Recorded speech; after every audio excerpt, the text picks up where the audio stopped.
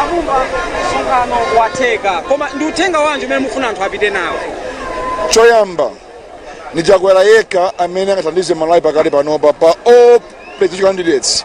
Chakwera yekha amene angatukule Malawi kupita chitsogolo. Ndi uthenga wakulu ndoti kuti anthuwa amapita makwawo amve mumtima mwawo kuti ndi chakwera yekha pa onse amene angathandize kuti mavuto awo achepe.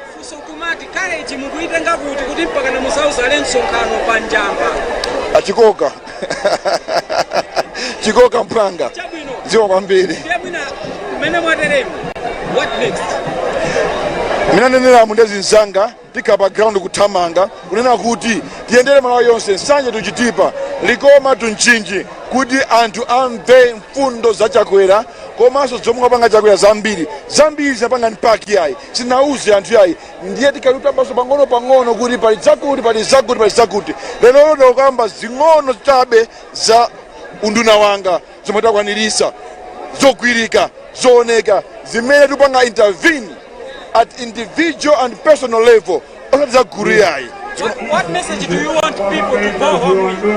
That is only to the Chakwera that can liberate Malawi from the economic problems, also poverty. They must go back home knowing that only Chakwera has their welfare at heart. Only Chakwera's government can liberate them from the economic challenges. We came here today with my friends to just buttress that point. Where are you getting the courage? You are the first minister recently to have a rally at Njamba. Where are you getting the courage? The grace of God is sufficient, my brother. Minister, you have dared the people of Blantyre. This is a huge rally. We just wanted to get your understanding. What's going on in your understanding of these things? Monica, how are you, Brian? Hey, how are you? I'm very well, and you, Minister. Good to see you. Nice to see you, Minister. Thank you so much. Bangakai Badana, Ramasuka. All right. Yes. Your question again. Your question again. You dared Blantyre. Yes. I think you are the first minister. Amene mwabwera pa Mjamba. Pa Njamba bano sipa masewera. Mphamvu zimenezi kuchallenge kumene kuchokera kuti. Chisomo jambo nchokwanira. Komanso I think kuti mfundo zanga zambiri ndima yangana kwambiri pa anthu patsogolo ndale pambuyo. Anthu ambiri Malawi muno anatopa ndi ndale zokokana. Ndi mfundo zanga zayima pa anthu patsogolo ndale pambuyo. Pa chifukwa ichi anthu aumakopedwa ndi mfundo zimenezi. Ndi kubwerako number 1 anakuti yayi tikamve mfundo zimenezi komanso tikamve za chakwera ali chikoka ali chisomo ndi onse obwera anthu onse abwera ababawo zinthu ziwiri azamve za chakwera komanso azamve fundo za people of politics ndale pambuyo anthu pasogolo. Kuzomba munanena kuti eagles fly alone. Yes. Tidalibe nthawi yoti tikhoza kucheza bwino. Is this part of flying alone?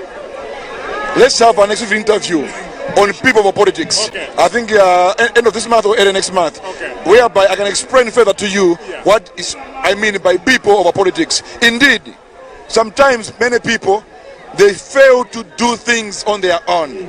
They want others to validate them. So they will associate with anyone, everyone, irrespective of differences in political ideologies. I stand for people of politics, and I cannot, and I repeat, I will never associate with anyone who put politics ahead of people. That's why, as an eagle, I fly alone, and other eagles will join me. But doves fly in numbers. Munanena kuti pa 16 pano achakwera avoteredwenso. Yes. Anthu aku Blantyre akavotera achakwera pa 16 pano. Yes. Chifukwa chani? Number 1, nisogolekayo amene ali ndi welfare ya anthu pa mtima pake. Nisogolekayo amene akugawa chitukuko osayang'ana yani dera kapena mtundu. Nisogolekayo amene masomphenya ake amatambasula bwinobwino momveka bwinobwino. Enawa amakamba zosamveka. Yayi ngatakhala president nizayenda pansi choka ku State House pita Capitol Hill. Who does that? You know? Zosamveka yayi. Koma ndiye khayo chakwera amene amatambasula mfundo zake bwinobwino. Ndiye anthuwa asavote chakwera. We must congratulate you for a beautiful rally. We have been here many times. Koma inuyo mwaonetsa ndithu kuti muli ndi stamina. A cabinet minister. Komanso flying alone. Thank you, Brian.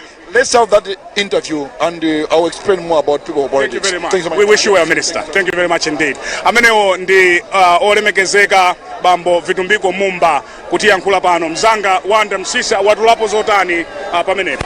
Iwowa anabwera ndi uthenga uza anthu kuti avotere achakwera ndi uthenga umene ndikhulupirira kuti aupereka aliyense waumva komanso akukambapo zokuti iwo athamanga ndi anzawo ena akuziwa kuti sangapange okha komanso akuziwa kuti sungamadikira anthu ena amene mwina sadakonzeke koma pamapeto pa zonse uthenga ndokuti anthu avotere chipani cha MCP mosogozedwa ndi achakwera mwina zambirizo tikambirana mu Kuti Kuli banda tikachoka pano tithamangire tikapange Kuti Kuli pamene panso ndi pamene tikumalizira kuulutsa kwathu kwa mawu kuchokera ku Mjamba Freedom Park mu mzinda wa Blantyre. Anabwera a Vitumbiko Mumba kuchallenge kunena kuti ine ndikhoza pita pa Mjamba ndipo taonadi pa Mjamba patadzaza kutanthauza kuti anthu awalandira kuno.